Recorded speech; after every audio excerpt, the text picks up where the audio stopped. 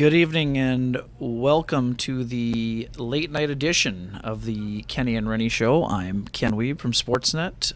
We will not be joined today by my partner Sean Reynolds. He remains away on assignment. He will be back for Tuesday's game against the Seattle Kraken. Thanks for those of you who are here live in the chat. Know it's a little bit of a late one here as the Jets came out of the NHL All-Star break and bye week with a 4-1 victory over the Chicago Blackhawks.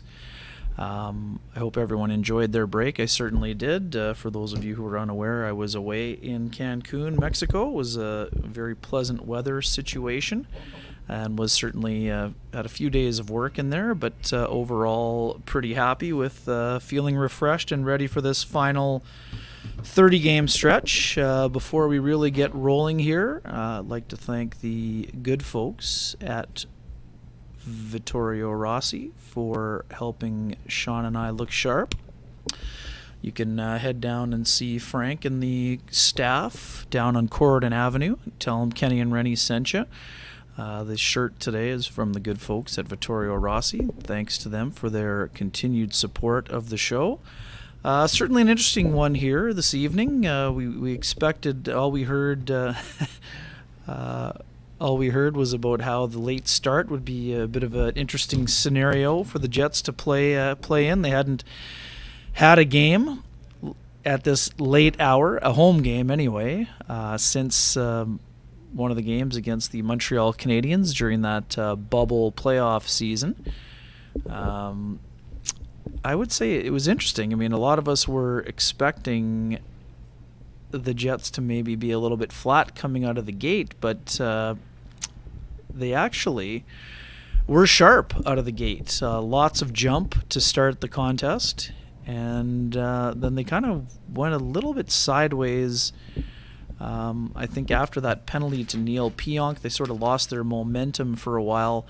As the Hawks kind of got things going after that interference call on Neil Pionk, which he did not agree with. But overall, I would say, too, the second period for the Jets, pretty impressive. They got themselves really rolling. They got themselves a beautiful goal from Josh Morrissey, just 1:16 in, making a nice play along the boards, cutting to the slot and making a really nice backhand. Carson Kuhlman supplying the screen. But really good play by Morrissey to score his 11th goal of the season.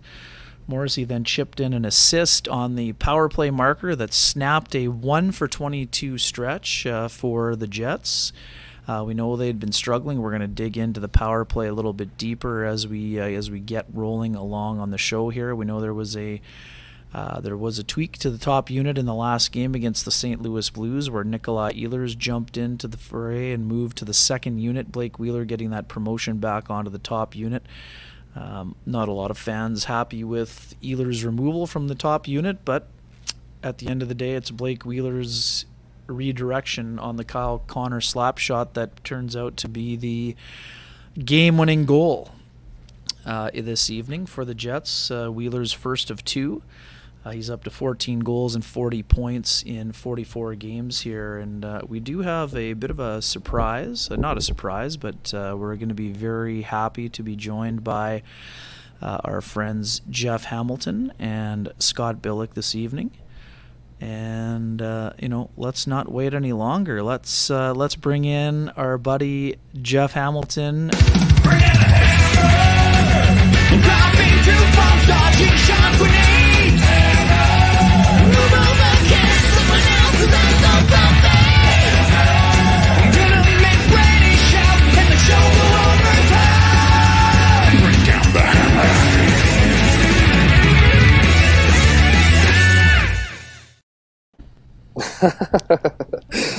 Jeff Hamilton from the Winnipeg Free Press is with us. If that song doesn't make you smile, I'm not sure anything will. Kenny, Welcome. I was listening to you. It sounds like you're talking after dark, like a midnight reading of something. Well, I apologize. My energy level is super high. But I've been at the rink since 6 p.m. So I'm not sure. Maybe the time change in Mexico isn't really that great, that much of a difference. It's only Eastern time, but that's why I usually leave the hosting to Sean, and I like to do the ranting and raving here. But welcome to the show. Of Vinyl Cafe. You're just right. It's just one of those. Stuart McLean. Well, people here, man. There's people actually here. Well, yeah. I'm glad you joined me quickly here, and very good to have you with us. You know what? Let's while we got the tunes going, since I didn't play on my own, let's keep the music going. I haven't seen this one. All right, and here we go. Welcome to the show, Scott Billick from the Winnipeg Sun.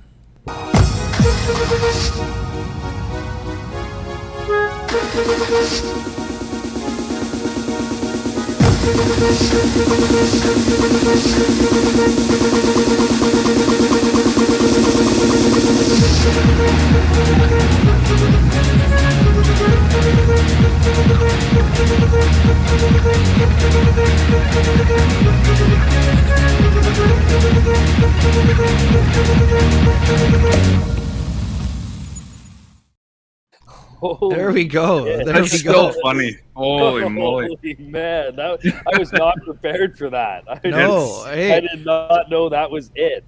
I think Monica Dale would approve that we could get that on the Electric Circus on Much Music here. That's right. Great. I know you guys are young still, but great to see Monica among the many folks here for South Asian Heritage Night, delivered on the anthem as well. Scotty, welcome as well to you. Let's start. General thoughts on the game. Jeff, we'll start with you, and we'll go around the horn here. Yeah, I thought it was for a game after being off the ice or game action rather, for 11 days.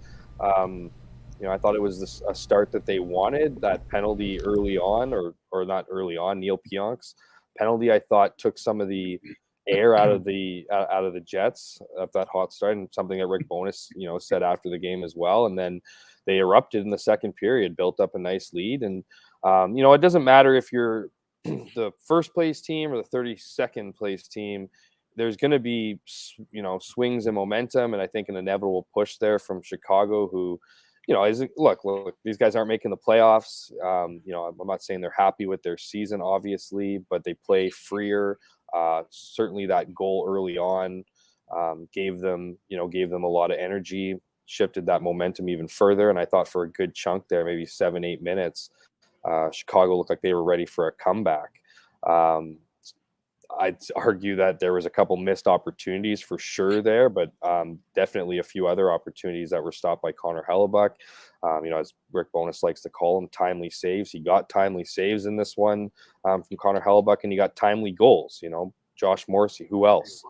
He enters the fray in the early second period, gets things rolling. The power play gets back on. You got to be happy with special teams. That was another talking point heading into the week, that if they're going to alleviate any of the issues from a lengthy layoff, it was, special teams would certainly help. Overall got the 2 points. We know how important this 30 game stretch is going to be for this team as they try to position and jockey for spots in the standings. And, so far so good. 1-0 here with 29 games left in the season. Scotty, what did you see?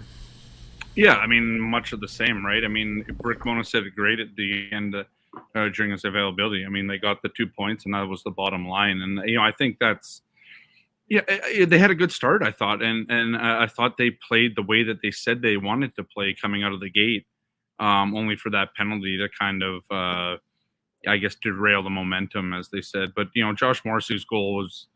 We remember, if you look back to that St. Louis game and, you watch Josh Morrissey, he's the one that pulled the team into the game there in a game that looked like it might be heading to their fourth straight loss. It turned it around, and the way Morrissey pulled that puck off the wall and then, takes it to the middle, backhand, it almost seemed too easy. But, as Blake Wheeler said after the game, it wasn't the backhand that was nice. It was, what was elite there was, the puck.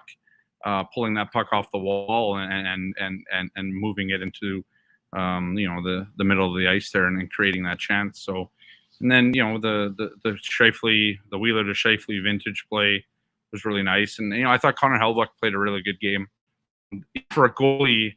That's a long time to sit, right? 11 games, 11 days between games. The Jets don't really like to, don't like to give him more than 4 or 5 usually between starts. And he comes out. I mean, obviously he played a little bit there at the All-Star game. But he had a great game. I thought he made a couple big saves early or late in the first there. And then was really good in the stretch down to the end of regulation there in the third. So, it was a game they wanted to shake off the rust, and they did. And Rick Bowness made a point of saying that other teams around the NHL doing the same sort of thing, right? It had been a tough struggle out of the gate for a lot of teams that were playing out of their break, playing teams that had already played a few games. But he made a point of saying more than once that those teams survived the first periods and shaking off that rust. And the Jets did that. There was no goals in the first period, so and then they came out and built themselves up a 3-0 lead there and went from there. It was a good game. All right, well, let's go. Darren Bombing with a cameo Darren right Bombing, there. yeah. Nicely done. Nicely done. Nicely done. The whole thing got a little hotter in here, so. Yeah. There you go. There you go. Well, let's shift gears over to the Lamplighter. I know we've talked about a few of the goals. Let's stay with you, Scotty, and then we'll go back around the horn. What's your Lamplighter goal of the game? Brought to you by the good folks at Trans Canada Brewing Company. I mean, I think it's got to be the Scheifele goal. I'm not. Blake Wheeler gets the game winner, and it's a nice kind of play, and that's a power play goal, and that helped this team kind of get out of the little funk that they were in on the power play. We'll see if that keeps going, obviously. But to me, it's the Scheifele goal. It's just so pretty, right? That was vintage Wheeler to Scheifele. Wheeler says after the game, I'm always looking for that guy. When he was asked if he saw him or whatever, but yeah, no, it's just that's an unbelievable goal, and I like Josh Morrissey's goal. It's hard, and I'm not going to pick 2 here because that's kind of the cheater way out of it. But I'll go with save us one. Yeah. So you can have it. Yeah. But I thought the JMO goal was a great goal, but I just I think somebody tweeted out that goal between Wheeler and Scheifele, and Ehlers using his speed obviously to create that on the power play. I like that. Or that wasn't a power. Sorry, to create that 5-on-5. It was nice. So. For me, it's definitely Scheifele goal. But yeah, Morrissey goal's quick second or a close second. Sorry.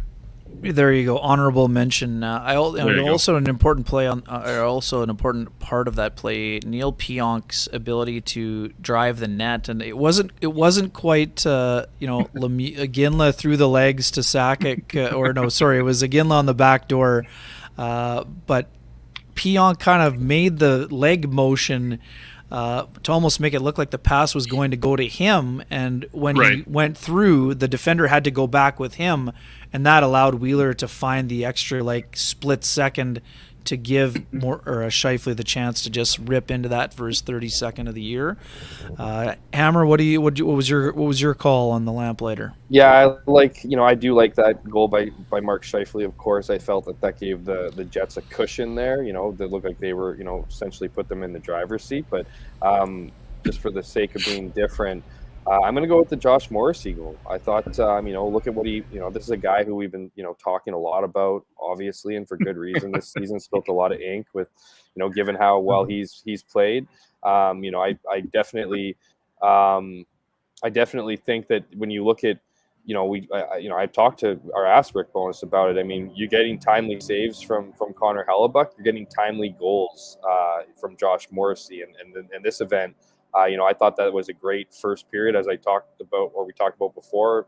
I think the play dipped certainly after the Neil Pionk goal penalty, and ultimately led to a little bit of a momentum shift in favor of Chicago. So to have them, to kind of set the tempo, to set that second period, which was the difference maker. I'm looking at Josh Morrissey right now, but certainly there's, I got a different goal here to look at for another segment. So I'm going to go with Josh Morrissey. Okay. I like Ooh, it. foreshadow. Nicely done on the foreshadowing. And those are our 3 choices for the Lamplighter of the game, brought to you by the good folks at Trans Canada Brewing Company. The Lamplighter Amber Ale. If you can't wait for the 8-pack that is up for grabs, I know a lot of you have already shared your Lamplighter. But if you can't wait to be a winner of this fine prize, you can join the good folks at Trans-Canada Brewing Company over at 1290 Kenniston Avenue. And it was even longer than that. It was the previous winner is Derek Schmidt, 2703. His Lamplighter was Morrissey's first goal, the one that included the "Let's friggin' go" chant that got the multiple chants channeling his inner Tom Brady. Derek Schmidt, if that is your name, you are on the clock. You have until Tuesday puck drop to get in touch with me, either at Weeb's World, or you can email me at weebsworld9@gmail.com. If Derek left his comments in the comments section, not in the live section, so he may be one of the day after listeners. We know we don't have quite as many live listeners at 1:21 a.m. Central Time after the 9:17 puck drop, but whenever you listen is greatly appreciated. You know the drill. Send me an email, send me a DM to claim your Frosty Amber Ale 8-pack from the good folks at something Trans spicy in Canada. the DMs too to Kenny. It's afternoon one. Yeah, there you go. Send Anyways, some and moving on, let's shift over to the "We've Got You Covered" play of the games, sponsored by the good folks at the Johnston Group. Sorry to cover your face, Scotty. I'm going to start with Jeff on this one. I know where I stand in this show. Oh yeah. Don't worry there you about go. it. Yeah. Hey, don't you just. You got me covered now. If you want the band to be reinstated, keep it up. That's right. Jeff, any thoughts on the "We've Got You Covered"? I've got one in mind. Yeah, I think there's a couple there. I don't want to give honorable mentions because I don't want to take, yours away. I will say one. I think it's pretty easy to lean on Connor Hellebuyck for the "Got You Covered," but he's got this team covered every time he gets in the crease for the most part. But I'm going to give the "You Got This Covered" to Blake Wheeler.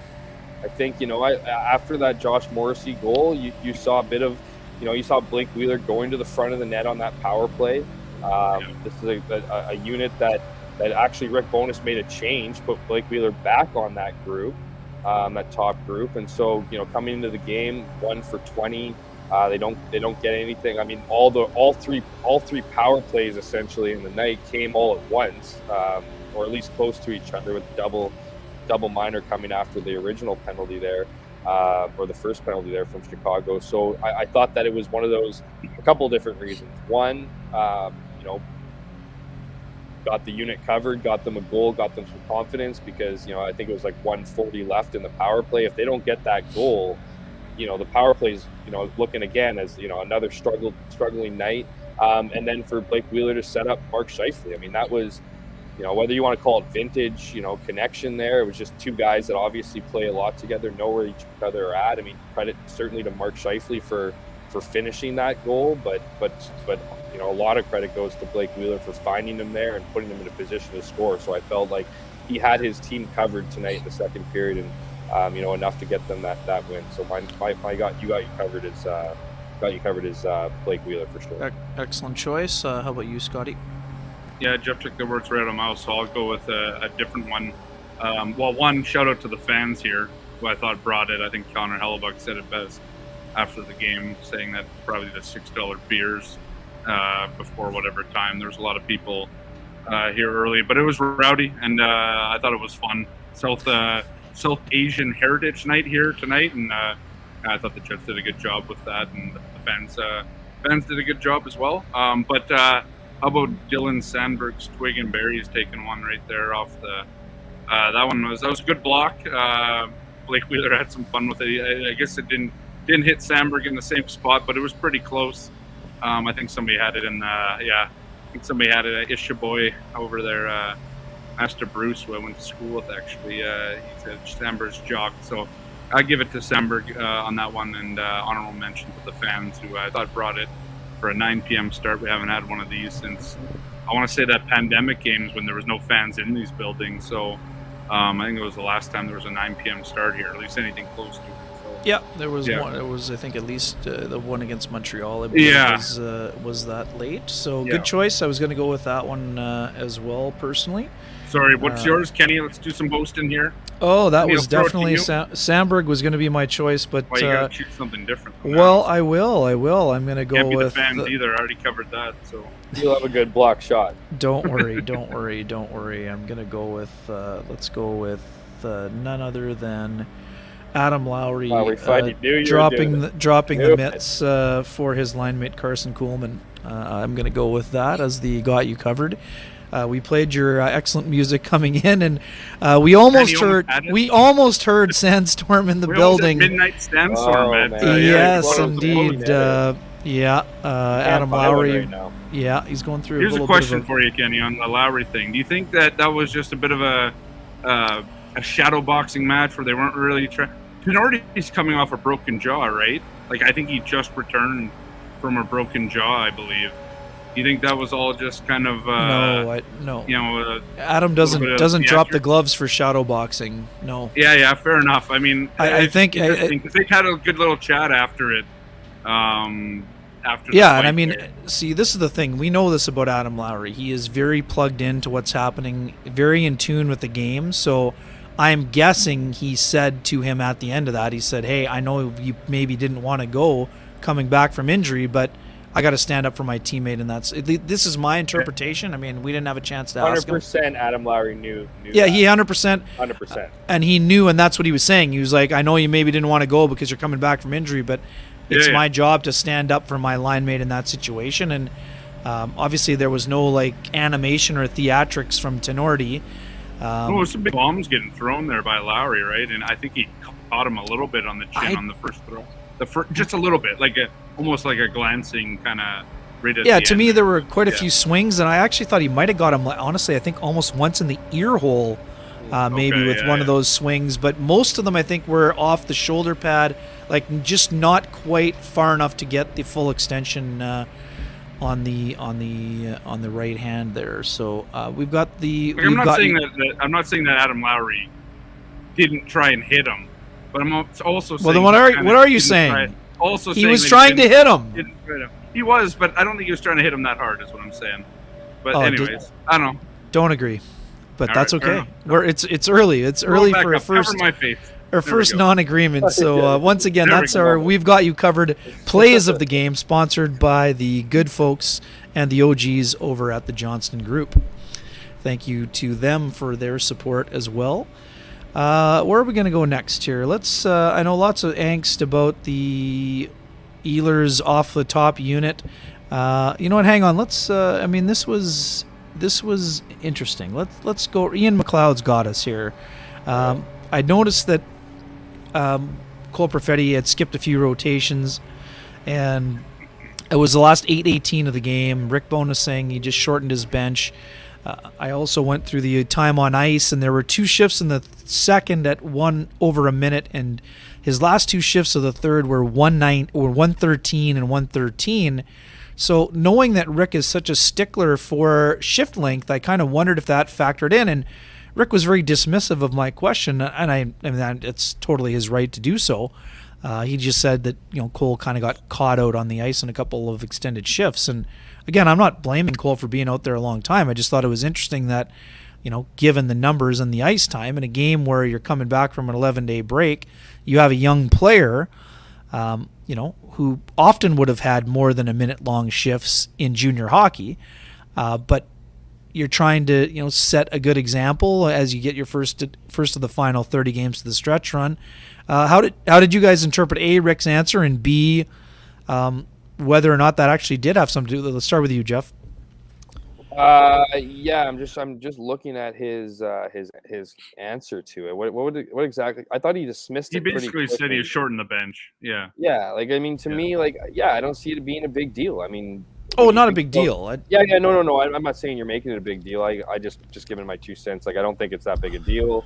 I don't think it's anything to be overly concerned about. I mean, when we talk about Cole Perfetti and all the great things he's done this season and where he's grown in his game. We're not talking about him as a defensive specialist. And the fact of the matter is the Jets don't need a goal with 8.5 minutes left. And it helps when you have a guy in Mason Appleton making his return to the lineup, hanging out on the fourth line, getting sheltered minutes. Now, he certainly did, contribute to the penalty kill. I thought he got on later on in the penalty kills as things went on. I don't know if he got limited there or whatever, but he had enough. I thought he had enough go. And when Rick Bowness talked about Mason Appleton returning to the lineup, what's the one thing he centered on? Or a couple things. One thing was his defensive play. I mean, this is, and so when you have a guy hanging out on the fourth line and you want to put out, your best players, makes a lot of sense to throw Mason Appleton protecting the lead for sure. Protecting the lead. And so, in that kind of situation, I mean, those are situations that Cole Perfetti is going to need to grow into, is being that guy who's leaned on with 5, 6, 7, 8 minutes remaining in a game where you don't need a goal. Because if they needed a goal, chances are Cole Perfetti's out there. Chances are he's getting shifts. So, that's what I saw it as. And and I think when you asked the question, it's a good question. To me, it was just simply. I was more curious. I was just more curious. Yeah, for sure, absolutely. And I liked Perfetti's game. I liked Perfetti's first period. I thought he was one of the most noticeable players on the ice. I thought he had lots of jump. He was creating for himself and others, and I really liked him. So when you look down and a top 6 player has 12 minutes and 33 seconds, that's a pretty low number. And I mean, obviously that's impacted by not playing in the last 8-18. So I was just curious if there was anything that I may have missed. And again, Scotty, go ahead. Well, there seemed to be one back check. I want to say it was in the third. I think it was in the third, where he was like suck and win, but didn't go to the bench because he was trying to get back. There was a 3-on-2 developing, and he was trying to catch up to the trailer. I'm pretty sure that was in the third period, but I'd have to look back at it. And he didn't I don't know if it's the right player not to go to the bench there, but he didn't skate very fast on the way back, and that was part of the problem. So I don't know if that had anything to do with it. I mean, if you're listening, I thought he got traded mid-period, is what I thought. So I'm joking. I'm joking. Jeez Louise, wake up, Kenny. No, it's all good.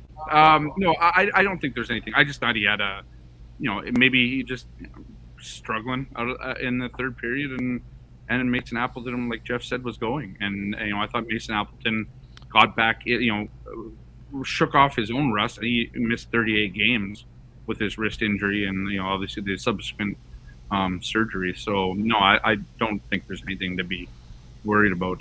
I will say I think Cole Perfetti's defensive play is really good. Normally, maybe they just didn't. I just don't think Rick Bowness saw it tonight. He made a decision, right? I mean, this is what Rick Bowness does. He's sat guys before. Didn't he sit Mark Scheifele? Like, I want to say it was close to coming into the break. Maybe it was on the road trip there. Jeff, you were on that road trip. I thought was it Toronto that maybe sat him a little bit? Maybe we bumped him on the fourth line for sure. I don't think. Yeah. Maybe he didn't sit him. Maybe it was just a demotion down. But hey, Rick's not. Doesn't seem like a guy who was too afraid to do that. And maybe I think he just saw it tonight. Maybe a bit of message sending too. But I don't think it's a serious thing either. At the end of the day. Let's stick on the subject on the other side of the coin. What about Appleton's play? I mean, Jeff, you touched on it, but I quite liked Appleton. He had 17 shifts for 15:32, 2:39 on the penalty kill. I was a bit surprised he wasn't over the boards first with Adam Lowry. He went on the second pairing over the boards on the first minor with Carson Kuhlman, and then I think he was third on Menelainen went out on the second spin after the second minor. But overall, I thought he looked good on the PK. I thought he had some good jump. What did you think? Yeah, I think that's more ice time than I thought he was going to get, especially when he was placed on the fourth line. But as you mentioned, just under 3 minutes of penalty kill time. I thought he played well. I mean, that's a long time to be away, and it doesn't matter that he's been skating for a month or so or 3 weeks. I mean, that's just to get into game shape, much like Nikolai Ehlers. Much like Nikolai Ehlers did when he missed 36 games. It's not an easy thing to do. And, I thought for a guy who was, certainly excited. I mean, in chatting with him, he talked about the break being at a horrible time because he was ready to go. He wanted to get back in the lineup, sooner than later. But I just thought overall, played a solid game. It wasn't overly noticeable, which I think is a compliment when you miss that much time, and certainly chipping in on special teams. I know a lot of the guys in on those PK units were excited to get him back into the mix just because of his hockey IQ and defensive abilities. So at this point, I think we're probably getting to a point where he's going to be moved to that third line, playing alongside Adam Lowry, and I imagine Saki Menelainen.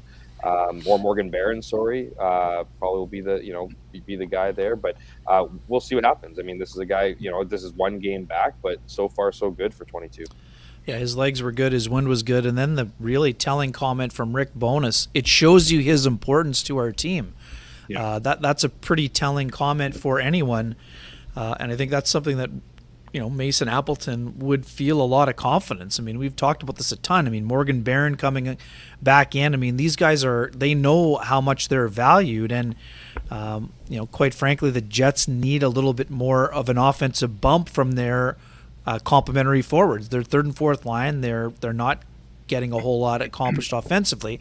They are contributing in other areas, and Menelainen had a great game the other night. Before the lines got shuffled, but I really liked his game with Dubois the other day. But I mean, that they're going to need a bit more from those, this third and fourth line guys. Stenlund had the breakaway, a nice save by Mrazek, but I thought Appleton was pretty effective, and I don't think it will be long before he bumps Carson Kuhlman down to that fourth line. And again, that's not a knock on Kuhlman. It just, I mean, more, Appleton and Lowry is a combination I think the Jets want to get back to as quickly as possible. Scott, what else did you see from Mason Appleton in his return after missing 38 games? Yeah, I mean, much the same what Jess said. I mean, I think, to your point on, or to Rick's comment after the game, I mean, Mason Appleton was on the top line when he went out of the lineup, right? I mean, they saw him there as a speedy replacement that could grind out pucks down low and get him to, at the time, Mark Scheifele and I want to say it was Kyle Connor on that line. Well, that was way back at the beginning of the year, right? Like really early on. And so I've always seen, for listening to Rick, that he's valued Mason Appleton. He likes what he does. He likes the speed, the forechecking, the tenacity, and the fearlessness, I suppose, that he brings to the lineup. And as he said to us earlier in the week, he always envisioned him, to your point, Kenny, on that line with Adam Lowry and Morgan Barron. That's where he started the year. And then it kind of all went sideways once Ehlers got injured, and then Morgan Barron had his own wrist injury and all that. But I agree with you. I mean, I think that's where he ends up. I think he's there. We'll see what happens, obviously, at the trade deadline. But until then, I think they look at is that let's say an adequate checking line that they can lean on at least down the stretch until and see what they bring in, obviously by March 3rd there. But he had a good game. Just to Jeff's point, I thought I probably thought he would play around the 12 to 15 minute mark, coming back in, but I think his minutes went up a lot. I'd have to look back, but I don't know how many minutes he tacked on the third there. After Appleton, after Perfetti was stapled to the bench there. So that probably increased it a little bit. But they were a little bit slow to kind of get him in, and that's what Rick said they would be. I think he looked like Mason Appleton, right? I mean, I think that's what you would want from Mason, and that's exactly what you got. For sure. I have a quick theory on the removal of Adam Lowry from the second unit for Kevin Stenlund. I think that it means that Rick is really going to start to lean heavily, especially in the home games, for that third line, checking line, to go head-to-head against the other team's most offensive units. And again, not that the second power play is taxing. Those aren't taxing minutes necessarily, but the job of Adam Lowry on that second unit, when he is out there, he can take a beating in front of the net in terms of cross checks and those things. So that's part of my theory. Do you think they're doing that because they want to see if it's viable for the playoffs, or if they need to find somebody for that line going for power play, or for what? No, just 5-on-5. Like if your theory is that they want Lowry to play more on that third line with like Appleton or whatever, do you think that is that what you're trying to say? Like, do you think that they're trying No, to. I just think they're going to lean on them for they want to use all of his energy on those important minutes of the head-to-head, not worrying about taking a beating on on cross checks in front of the net. But Fair enough. There's another reason Stenlund's on there too, right? I mean, handedness for sure. Yep. You know, I mean, if you look at the stats for him, Adam Lowry is almost 5% lower than him, and he's in second, and then Dubois is lower than him, and Wheeler's lower than him, and Scheifele's lower than him. So I think especially for a second unit that doesn't get on that often, if you're getting 30 seconds, 35 seconds, usually at a whistle, you better win that draw or half of it's gone. So that's probably part of it too. But I like your theory, definitely. Sure, and we're going to dig into the Nikolai Ehlers stuff in a minute, but for the good folks who are in the realty department, if you have any realty needs that need to be met, whether you're looking to buy, looking to sell, just curious what that house down the street is worth, or if you're looking to maybe shift gears and move to another part of town, you can contact our good friend Lou Ferlin at Royal LePage Dynamic Realty. You can reach him at 204-791-9971 or at the office 204-989-5000. His email is lou@louferlin.ca. That's LOU@LOUFURLAN.ca, and his website is LouFerlin.com. Lou Ferlin, excellent realtor, excellent human being, and excellent supporter in the community, including our show, and for that we are very grateful. And one more quick read before we keep moving. We've got the good folks of Cambrian Credit Union on board again here. They're proud to be sponsored by a local organization that supports our communities. Cambrian Credit Union, as a financial cooperative, social responsibility and community focus is at the heart of their business. They invest in our community through economic development, corporate giving, and volunteer efforts. Last year, in 2022, Cambrian supported all the local organizations listed here on the screen, either through sponsorship efforts or charitable donations. To find out more about Cambrian's full community impact, visit cambrian.mb.ca. That's cambrian.mb.ca. As a proud Cambrian member, I can vouch for what they do in the community as well, and we thank you to them. It's a great comment that Lou Ferlin hosted Rap City on Much Music. Shout out to NBA. The folks are very fired up. Did you see Rob Mahoney's? They're on it. He always does the Lou facts. They're the best. So. They're on it. Lou Ferlin did not. I haven't marked somewhere. Lou Ferlin did not make Peter Mrazek's strap on the mask. He only makes quality products. Exactly. So, okay, we got roughly 20 minutes left here. Let's dig into Nikolai Ehlers. What do we think of the decision for him to be removed from the top unit at this time? And I'm also curious what you guys thought about his answer to my question about him not having. You can't have Scheifele if Scheifele and Ehlers both want to be on the left wing side on the power play.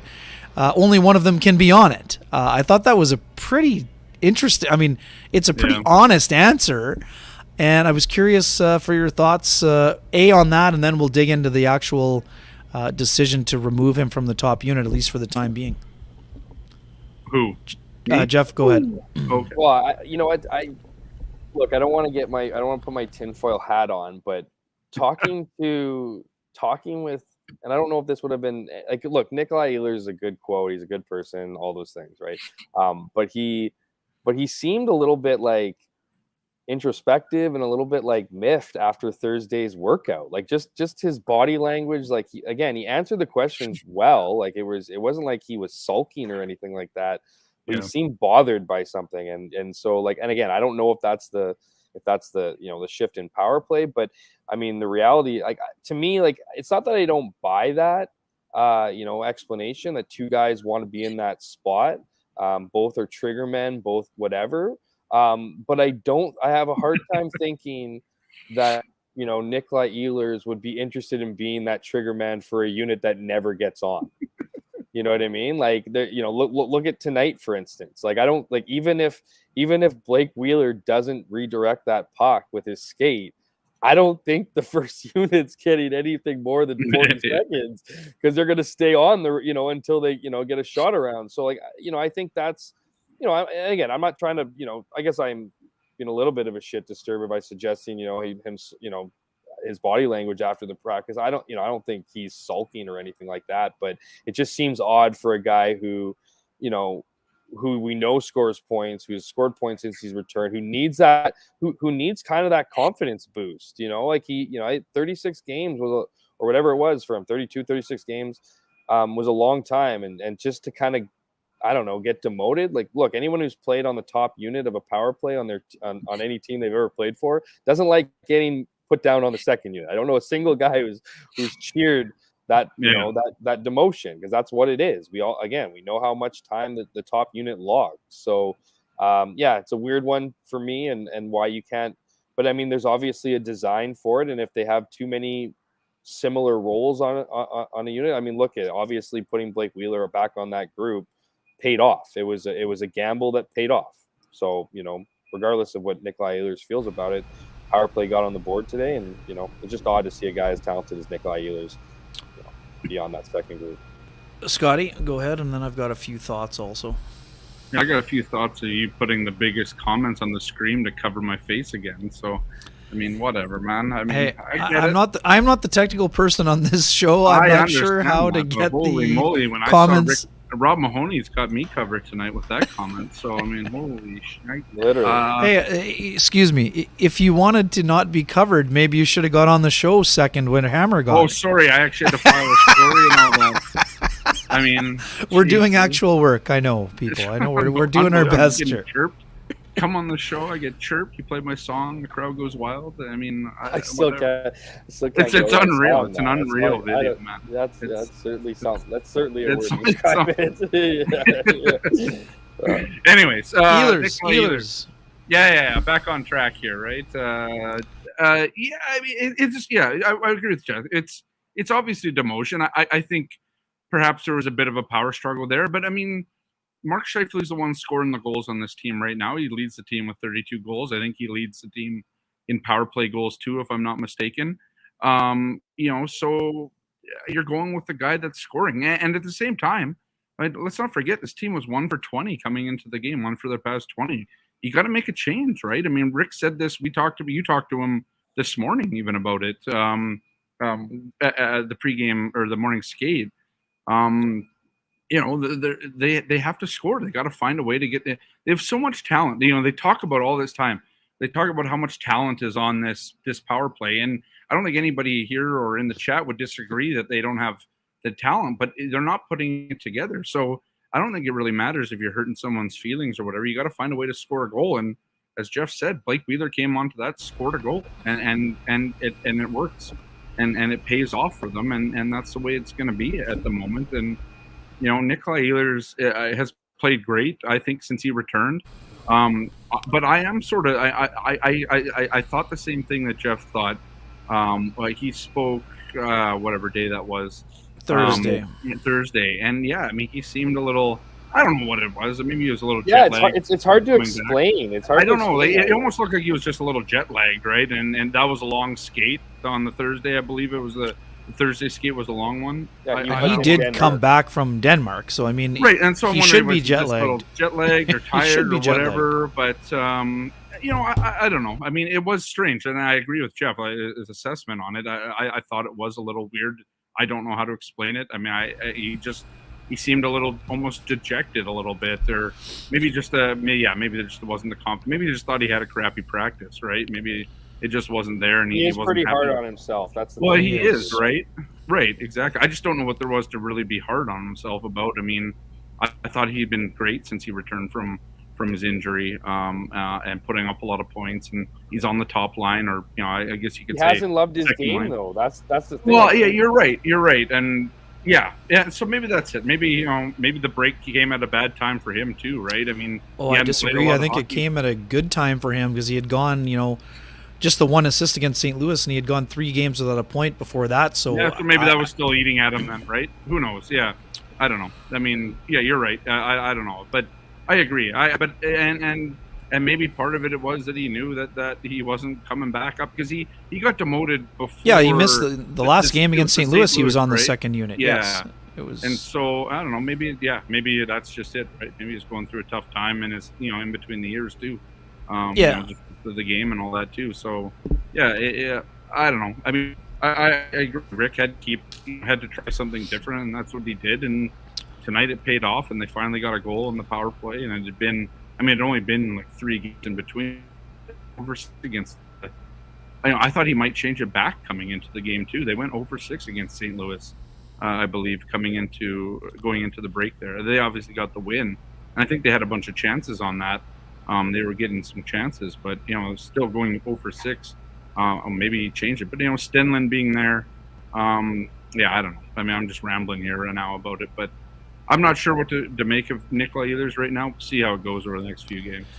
Yeah, I mean, he's got 19 points in 17 games, so obviously we know his production is high. But, I mean, we've been having this debate for 5 years. I mean, and people made fun of Paul Maurice saying, oh, well, when his sweet spot for ice time was 15 to 17 minutes. Well, tonight Nikolai Ehlers played 13-11. So, I mean, obviously not being on that first unit is going to be a factor, right? I mean, if you're not getting power play time, Nikolai Ehlers had 0 seconds of power play time today because, I mean, when that 4-minute double minor happened, I mean, they stayed out for the 5-on-3, which was 1:39, and then also for the 16 seconds or whatever it was of the second minor, which obviously was nullified when they got the goal. So it's super interesting, guys. I mean, to me, this is one of the biggest surprises of the year. We know the Jets were committed to having Nikolai Ehlers on the top unit, but he got hurt so early that they went back to the old school with Mark Scheifele on that spot, and we know it's his preferred spot. I was just surprised that Rick Bowness I shouldn't be surprised because Rick is so direct, and it was almost like Rick you should have seen on the video, guys. Like Rick was almost not chuckled about it, but he basically was like, well, they can't both be in that spot. I mean, this is the only way they can both get what they want. But we also know that only one guy gets what he wants because their unit plays so much more.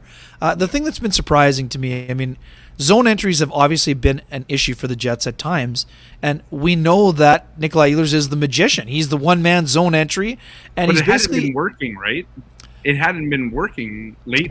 But yes, that's true. But most of the time, Ehlers wasn't being asked to carry the puck in to get it set up. True. So to me, that you're sort of when you're not giving him the opportunity to have the puck for the zone entry, you're kind of almost not even using your biggest weapon on that part of the power play. And the thing that's been surprising to me is that they haven't found a way to incorporate those guys on the same unit. Right? Obviously, no one is saying that Ehlers should be in the one-timer spot. Kyle Connor has been dominant in that spot for a couple of years now, in the line A spot on the flip side. Yeah. So, I mean, Ehlers doesn't really fit in the high slot because they run but he could. If Scheifele wants to bunker spot, could he not? Well, I mean, he could because if Scheifele's going to be on the half wall posting up, then yes, you have the one-timer at the top to Morrissey. You have the cross-ice one-timer to Kyle Connor, and you could have Ehlers in the high slot. So, I mean, that's the one thing they haven't really, to me, he doesn't look comfortable in that, and they haven't tried it very often, but he doesn't seem to be as comfortable in that spot. And I'm not knocking him for not doing that. He's barely had any time to be in that spot, but it's been surprising that they haven't found the way to have those, there hasn't been enough, we think about Tampa, all the interchanges between Kucherov and Point. Yes, Stamkos is generally in the one-timer spot, but the movement with those guys is something we thought we would see more of with the Jets. We haven't. No, we haven't. And even today, you and I were debating this, Scott, today. I mean, there were a couple times in the 5-on-3 where Dubois, I thought if he takes one more step, he can shoot it. And he kind of tried to force the pass, and he hit the skate 3 times on that one power play. And you understand, yes, he's looking for a perfect backdoor tap, but if he tries to stuff that one time, 2 things happen. You might score, you might get a rebound, and the third thing that happens is now the defenseman that is playing the backdoor tap has to come at you and respect you. Otherwise, you either jam it home or you have time to go to the backhand shelf. So it's interesting. They've got all these weapons, but they haven't really put them all together. And sure, tonight they got the goal. It goes off Wheeler's skate, but they had tons of chances before that. So I'm just curious to see how they're going to get that all together before the end of this. Me, or do you I don't want to say hate, but the 5-on-3 for this team. Oh, it's terrible. It just seems so odd. It's just like it's so perimeter hockey. I don't Static, get it. right? Like it's just like they got such. I mean, I get it. They're trying to work it to the anchors, and when they get it to Connor or Scheifele, it's it's more often good than not. But I just feel like they play such perimeter around the 5-on-3. It doesn't seem all that difficult to defend. I just thought it was boring tonight. Like the first bit of that 5-on-3, I'm like, there's no movement, right? Like it's easy to defend in the triangle on the 5-on-3 because they're not doing anything. It's just it was going from Morrissey to Dubois, to Wheeler, from Wheeler back to Morrissey over to Connor, and like you said, to Jeff's point about the perimeter, like that's all it was. Like you talk about Tampa, Kenny, and all the interchanging and the fluidness of that power play that they have there. And there's just none of that. And I thought we saw that earlier in the season, like maybe game 1 and 2 when Ehlers was in that.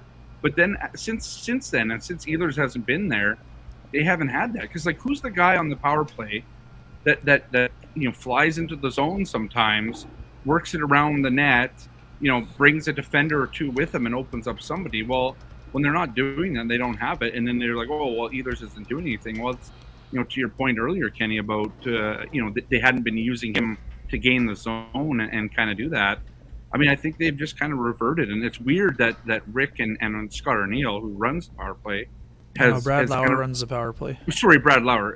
Not Scott. Tonight, Scott O'Neill might have been running it with Brad Lauer not behind the bench because of the back issue. But I've found like I don't know. It just seems like Brad Lauer hasn't been able to kind of crack the code of moving that power play around it with more fluidity, right? Like it always looks like guys are standing still, to Jeff's point, and I think that's what Jeff was essentially trying to say, and that's kind of what I saw too tonight, and I think that's been a trend for several years here since Dustin Byfuglien ran that power play years ago now. Yeah, for those who don't know, Brad Lauer's got a back injury. He's he's on the coaching IR. Yeah, so he's not even behind the bench right now. Yeah. Yeah, so I mean, again, it's also possible that Marty Johnston might have been running the power play. I mean, obviously we know Scott. Yeah, I don't think he was penalty fixing kill, that tonight, though, right? I mean, this is a thing that I think has been. Yeah, I don't think anyone needs to run the power play. The guys know what they know what they got to do out there. It's just it's just execution, right?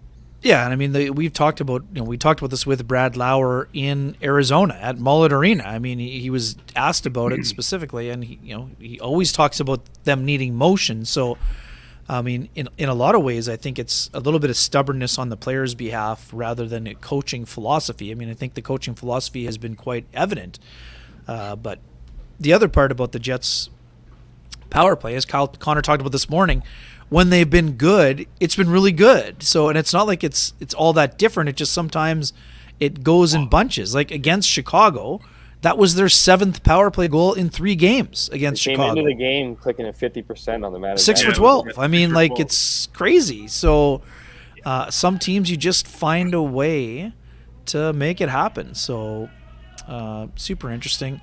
Let's quickly. Somebody had a quick question about Riddick. I mean, when's the next time we're going to see? There's one last thing about the power play. Yep. They need someone at the side of the net who can finish, because I find that the I don't want to say the tell or the blueprint against this team is to give the guy at the side of the net space and time. And Pierre Dubois, for instance, tonight had a couple opportunities where he could have walked out all alone and just waited for that pass. And I don't know. Yeah, and I mean, last year Dubois had a ton of power play goals, right? I mean, this year power play goals, Dubois has 8. I mean, Scheifele has 9. Team, I think, right? Yeah. Yeah, 9 for Scheifele, and like Dubois has more power play goals than Kyle Connor, right? So I just think when they finish on the power play too, sometimes often it's just like such a perfect shot, right?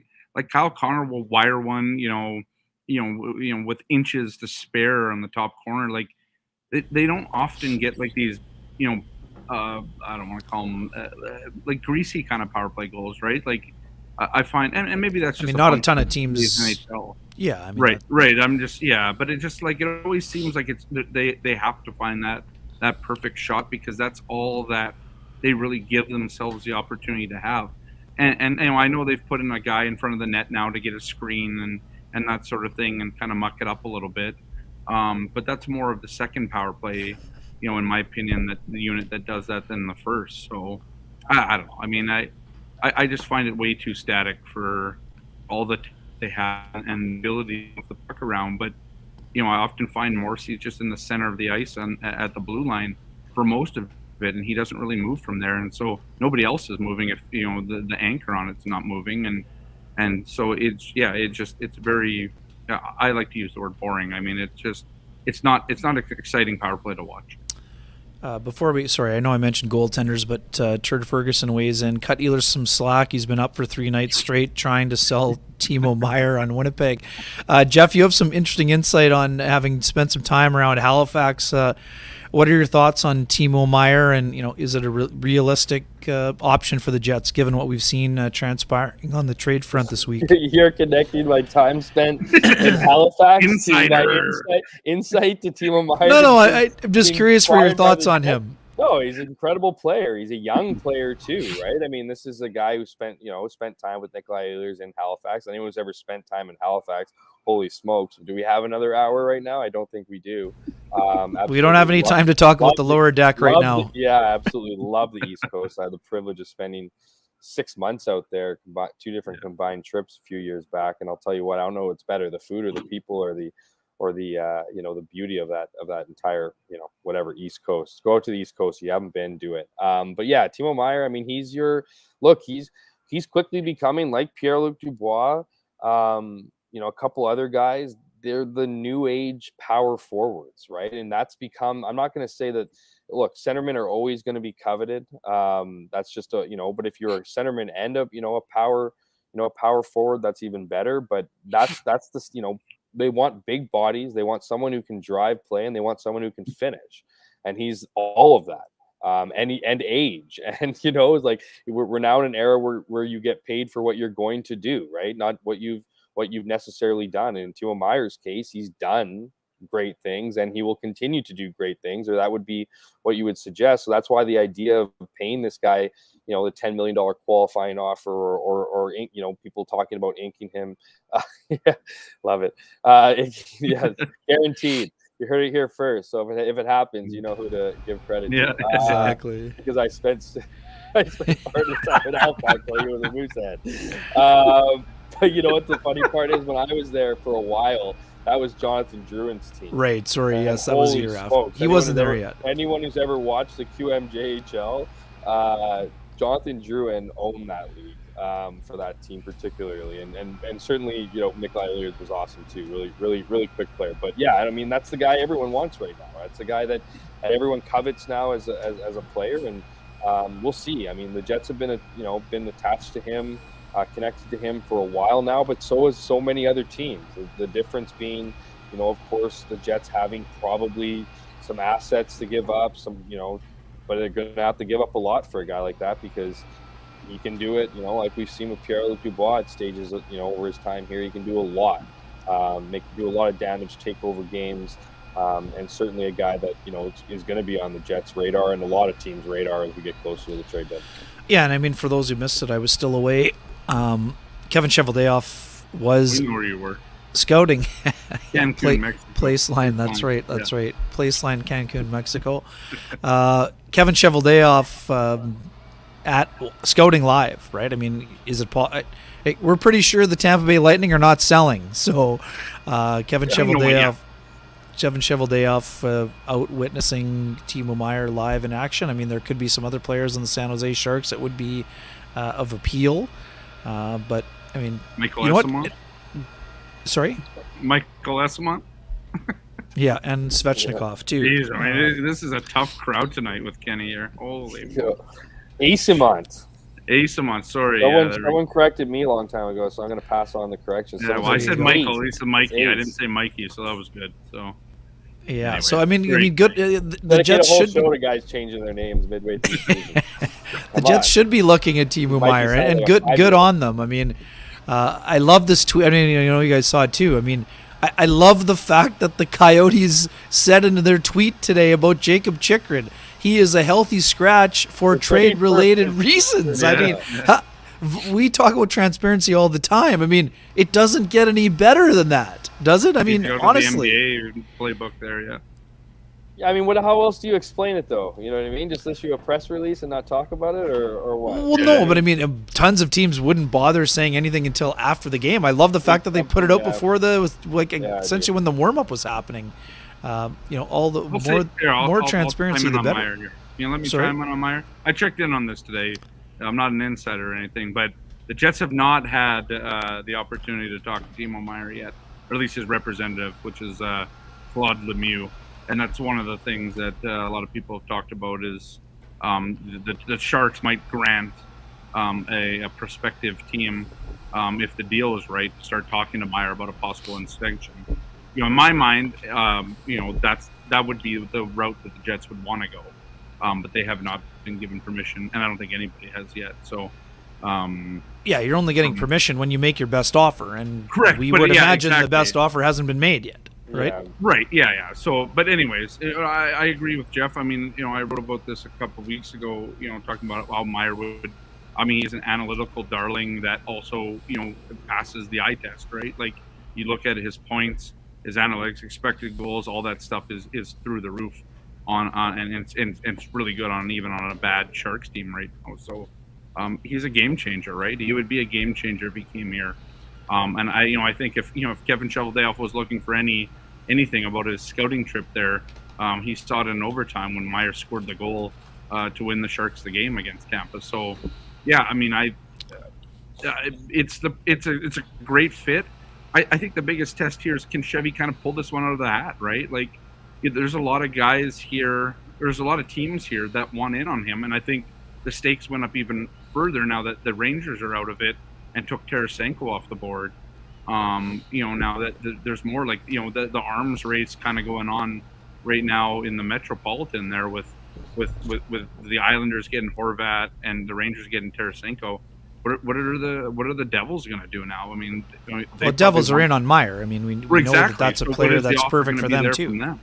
What are the Maple Leafs going to do? I mean, there's a lot of talk that the Maple Leafs could try and figure it out and then figure out the rest in summer, right? They could get the move done, get Meyer in, and then deal with it, the cap and all that, and maybe potentially even trading him as like, a pure self-rental right there. But I think if the Jets are getting Timo Meyer, they want to re-sign him because I think there's so much uncertainty right now especially with, Jeff talked about Pierre-Luc Dubois.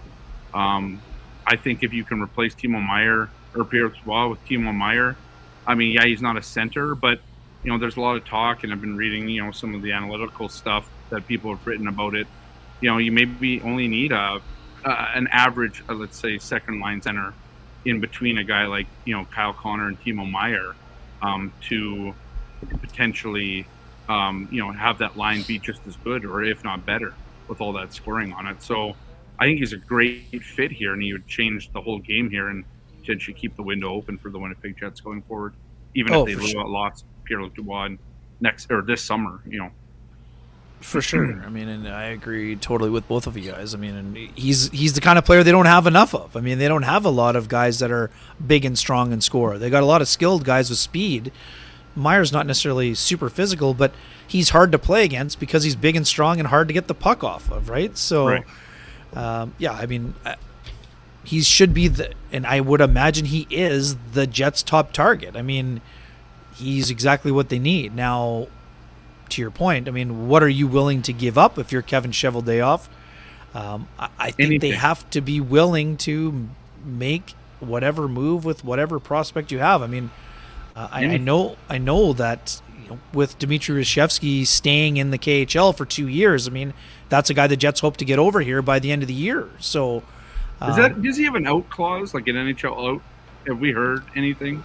Like, well, I mean, he just literally re-signed. I mean, no, I know, but I mean, those guys. NHL is they don't have an official agreement with the KHL, but you're supposed to honor the contracts. I mean, there is always a way for the player to buy his way out of the contract, but Sure. Yeah. I think that the fact that he signed a 2-year That he deal signed is a good closes the sign. door on this year for sure, and I Yeah. think it'll be another 2 years before he's available. But I mean, he would But still who be the would be Jets' untouchable in this team in the prospect pool, right? Is there anybody? Maybe McGroarty, because you just drafted him and he was high, and people thought he went higher, or they got a steal with him. Like, is Chaz Lucius untouchable? Is Lambert? I don't think so. I mean, I don't know. I don't know who's untouchable. So Well, if I there's mean- no one untouchable, do you not? Everybody's on the table. It has to be. I mean, this is like another chance for Mark Yeah. Stone, except a younger version of Mark. Right? I mean, Yeah. he's obviously a different player in terms of what you're bringing to the table. But I mean, Well, and if you're don't- Kevin Cheveldayoff, like, you're not going to see Rutger McGroarty and Brad Lambert and Chaz Lucius come into their own, are you? Like, if you can't at least get to the Cup final at some point in the next couple of years, I don't think Kevin Cheveldayoff's around anyways. So wouldn't you, if you're Kevin Cheveldayoff, be willing to spend anybody because you're not really going to be around to see those guys? I mean, you're saying they have to make the final in order to keep your job in the next 2 years? Is that What I mean, we've had this argument a lot, Kenny, but what does he have to show? What again? I'm not sure. If you get to the second round this year and bomb out in the second round, sure, okay. If you get to the first round, like, what is Kevin Cheveldayoff going to do to keep his job if they don't get really deep into the playoffs? Like, is this not the year? This is the year. We would agree that this is the year to go for it, right? I would say it is they should. If no, you're not going for it now. When are you going for it? Exactly, right? So, I mean, my point is that if you're Kevin Cheveldayoff and you have all this prospect capital right now, and you probably know that your job is on the line at some point. Maybe he doesn't. I mean, Paul Maurice had to fire himself essentially last year. But, if you think your job kind of is contingent on getting something, whether it's to the Cup final, winning a Stanley Cup, whatever it is, are you not putting everything on the table and saying, I will trade anything here to make this team better, to try and not only save my job, but win this team a championship? Like, I don't know what other option that he has. I mean, it's a relative term. I mean, the Jets used prospect or draft capital in 2018 and 2019, so I don't But think they they're never afraid used to do it. prospect capital, really, right? Like, Not the highest of the No. high end prospects. No, but I mean, in order to And get they- it, in order to get Timo Meier, you're going to have to spend a top prospect Yeah, and a first you round are. pick. I mean, But my point is, like, you have to consider everybody, and part of the reason that is that you're not going to be around to ever see these guys develop anyways. So why wouldn't you go for it now? But the thing is, Kevin Cheveldayoff doesn't work in a box, right? He's got an entire staff that Sure. evaluates players, and so unless everybody, like, I get what you're saying. I mean, desperate times calls for desperate measures. Well, the Jets have been fighting for first place in the Central and the West for a majority of the season. I don't think this is desperate time. If he does go all in, I don't think it's because he doesn't think that Rutger McGroarty is going to be here, or he's going to be here to see Rutger McGroarty through, or any of the prospects. I think he's going to go all in because his team's warranted that. And he has the pieces, he has the puzzle, he has the Sure. draft capital, he has all the things that the cap space. I mean, these are, to me, it's like, and I'd be curious. I don't know. Kevin Cheveldayoff doesn't come across as a guy to me who would panic buy or like, I think I think it's almost painful how methodical this organization is in their process. And then it goes into show, what kind of say does a guy like Mark Chipman have? Would he want to get, like, he's involved in these things too, to a certain degree. Would you want to get rid of, and we've seen the Jets be a little bit standoffish when it comes to getting rid of homegrown guys. I mean, that being said, once Patrick Laine went out the door, I don't think anyone's safe. I don't think anybody is too good, Yeah. to be traded on this team. And Sorry. no, I was just saying. The last thing I was going to say was I'd be interested how many players, when push comes to shove and you're going after some of these big names, we throw out guys like Billy Heinola, we throw out guys like prospects who haven't played.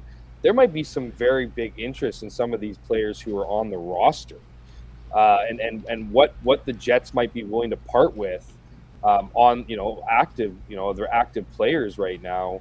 To get big fish, because that's a risky game too. I mean, if you're, there's going to be guys that, I'm not suggesting Nikolai Ehlers at all, but there's a lot of time. No, but there's a lot of times where guys come calling to or teams come calling to the Jets, and they want the Kyle Connors. They want the Nikolai. I'm not saying that's what the situation's going to be now, where the Jets are in the standings. Obviously, they're not going to do that. But would a guy like Dylan DeMello, before he got hurt, would he be available? Would a guy like Neil Pionk be available in a trade?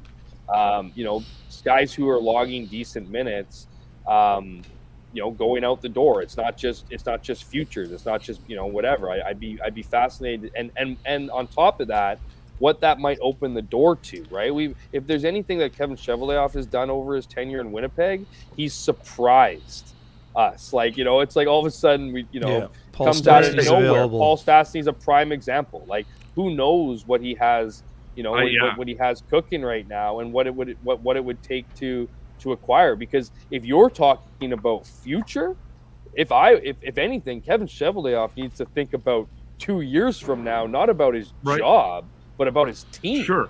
Because there's potential here for a mass exodus of key contributors on this team that need to be replaced, and you can make the argument need to be replaced sooner than later. Yeah. So I don't think they're doing anything to disrupt this year with the momentum they have, with the group they have.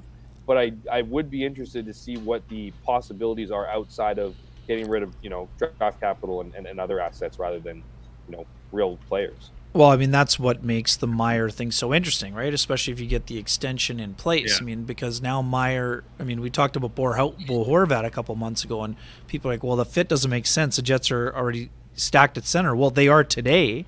Are they going to be in 2024? I mean, that's why Horvat made sense to a degree. I mean, the Jets have Cole Perfetti. Will Cole Perfetti ever play center in the NHL? We don't know. But, I mean, it's certainly a possibility. If the Jets sign Meier, you certainly can consider Perfetti as a short-term solution at center and then see how it goes. Yeah.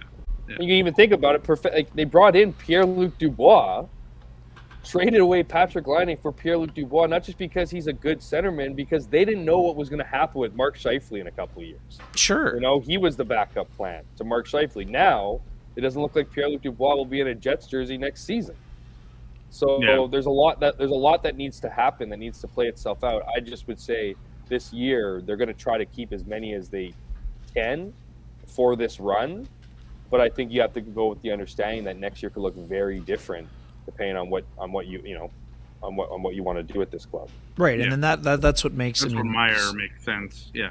But also too, I mean, that to Jeff's point, I mean, that means now you have to be careful about how much of your prospect capital you're willing to spend, because you're going to need, by the time you fill in with guys for trades or free agency. Yeah, but that thinking ends you up a second round exit this year, does it not? Well, I'm not saying they shouldn't do it. I'm just saying you can't trade all of them, because you're going to need people to step into those roles. I don't think San Jose wants every single one of your prospects, right? I mean, nobody's paying that price. I also don't think San Jose really cares about a roster player either, for Meier, because I think Mike Carrier wants to rebuild in that city, and part of rebuilding is getting some young blue chip prospects and maybe a first round draft pick out of the deal as well. But John Gabriel Pajot, Ken, this is off my board. Sorry, during your ban, we've talked about Pajot. John Bartlett brought it up on the show, but I think it's a smart. Okay. It's a smart. I wasn't watching during my ban. I know it's okay. You screw your show when I'm not on it. So you had a lot going on. I did have a lot going on. Yes. It's a good. It's a good thought. Scout so told me. I'm just wondering, right? If that's is that one of those Paul Stastny moves? You get a guy with term. I think he's $5 million a year. Yeah. I just wonder if he's a guy that if the Islanders are in real tough right now to make the playoffs, and there's no guarantee, and in a month's time we'll know.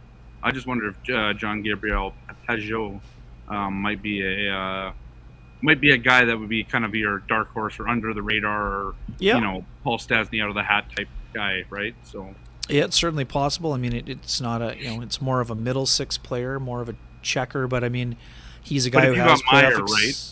And then you had Pajot be the second line center on a team with Meier, where you don't maybe need a true, let's say, second line center, but need a guy that's just serviceable enough that could work with a guy like Kyle Connor and Timo Meier was my idea. But yeah, I'm literally throwing it out there. No, I mean, I heard it. I didn't hear. I heard it from Jeff Merrick on the another shout out to the Sportsnet guy there. Oh, there you go. But Merrick, Pajot's interesting. I mean, I have a hard time believing that Lou spent what he did to get Bo Horvat, and only. I mean, he may have to move Pajot in the summer. Right. I mean, we'll see how the next 3 weeks go. I mean, the next 3 weeks could make things interesting for a ton of people.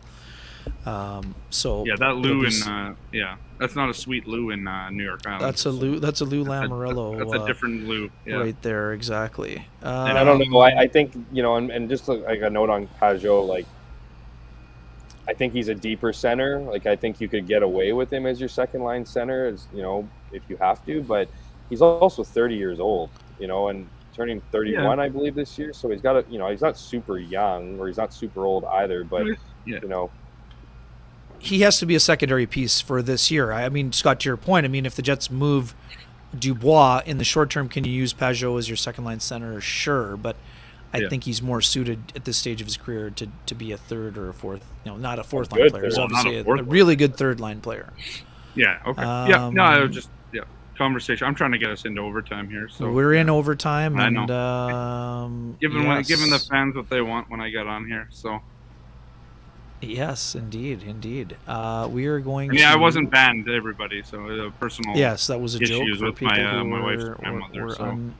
Okay, this is not meant to cover up your head, but we have reached that time into the show where it's time to throw a spotlight on the comments and choose a standout for the Home Field Dig Deeper Award. Your award today goes to Central Division Hockey, the podcast. Thanks for listening, and hope the podcast is going well.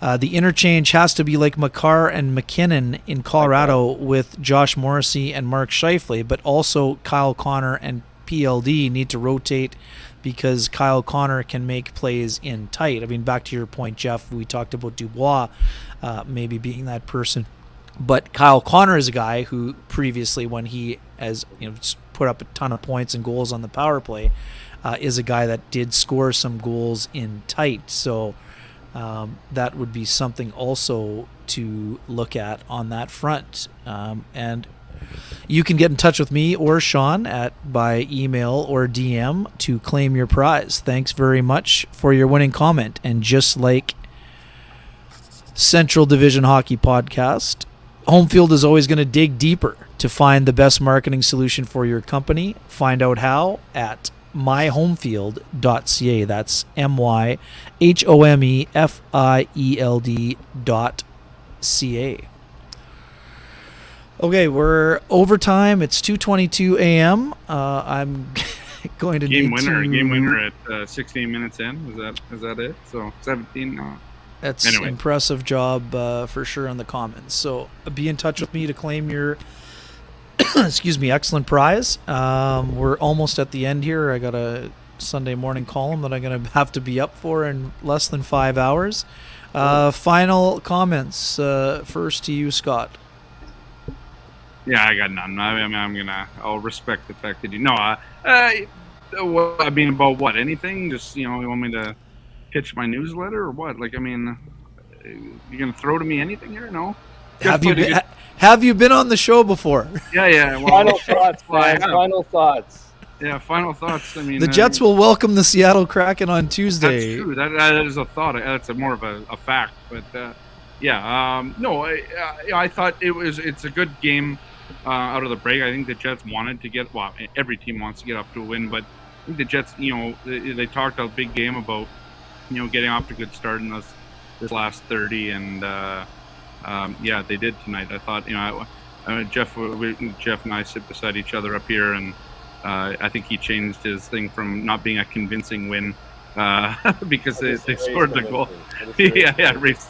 But I thought it was a good win. At the end of it, the last team needed the loss of the Chicago Blackhawks coming out of the break, and they avoided that relatively easily tonight. So there's my final thoughts. All right, Super Bowl predictions. Eagles. I mean, just Jalen Hurts is so good. I know Patrick Mahomes is good, but also dealing with that high ankle sprain. And their Eagles pass defense, I think, is the best in the league, if I'm not mistaken. So that kind of it'll be interesting. But I think the Eagles win. Let's say 34-26. High scoring affair, Jeff. Well, I mean, two best offenses in the league, man. Yeah, it's the Super Bowl, man. They're rarely high scoring. Right. Yeah. I would just say for my final thoughts on the Jets, look, this was a game that they felt, we've seen a lot of teams come out of the breaks looking pretty crappy in their first game back. I think the Jets were lucky to have Chicago on tap, a team that they've controlled much of the year and was on the end of back-to-backs. But it was an important victory. I mean, this is a team that spoke a lot about what they wanted to do in February at the beginning, or sorry, in January, at the beginning of January. They wouldn't, when I was asking about it, they wouldn't give me the exact details of what they wanted to achieve in that month. But I think it's safe to say that they didn't, despite, I think they set like a franchise record for most wins in January, but I don't think they were playing the game or getting the results that they wanted, particularly late in January. And now they've returned from the break, and this is a 30-game stretch of focus and a playoff run. So to be 1-0 to start off, I think that was super important, regardless of who the opponent was. This is a team I think is going to continue to grow. I think there is a little bit of, I think the break did them well. And then so anyways, other than that, as far as the Super Bowl, I don't know. I tend to lean towards Philly. But you know what? I think it's Hurts versus Mahomes. What a combo!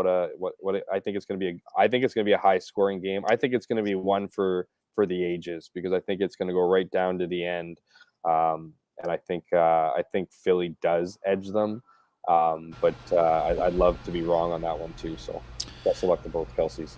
Indeed, if the Eagles can find a way to keep Kelsey under wraps, they're obviously going to enhance their chances greatly.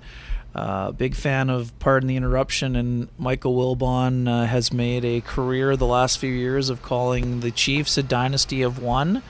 It's a big opportunity for them to not become a dynasty, but to sort of more cement their legacy in the Mahomes era. I think they find a way to get it done, even though the Eagles are obviously a great team. I do think it's going to be a little bit tighter. I think I'm going to go 23-20 Chiefs. Could obviously be higher scoring than that, but that's where I'm going. Appreciate. Oh, we had a new score, 8-0 Philly. Yeah, there it is. Done. Defensive, and it's an 8-pointer, and they go for the 2-point at the end. I love it. I mean, there will be people that are thrilled by that. Boys, waiters. Holy smokes. Awesome to join. Thanks for joining me. I really appreciate Jeff Hamilton from Winnipeg Free Press and Scott Billick from the Winnipeg Sun. And as we like to do at the end of every show, usually handled by our excellent friend Sean Reynolds, who will be back for Tuesday's show, we'd like to thank our sponsors for their excellent contributions to the show. Those folks are the good people at Trans Canada Brewing Company, the OGs, the Johnston Group, Homefield, Vittorio Rossi, Cambrian Credit Union, I think, and Lou Ferlin, our good friend Lou Ferlin, and that gets us to taking care of everyone. Thanks for joining us. Please support our sponsors, and they're part of what makes these things possible at 2:28 a.m. on a Saturday night special. Thanks for joining us for this edition of Kenny and Renny After Dark. We'll talk to you after the game on Tuesday night. See you later.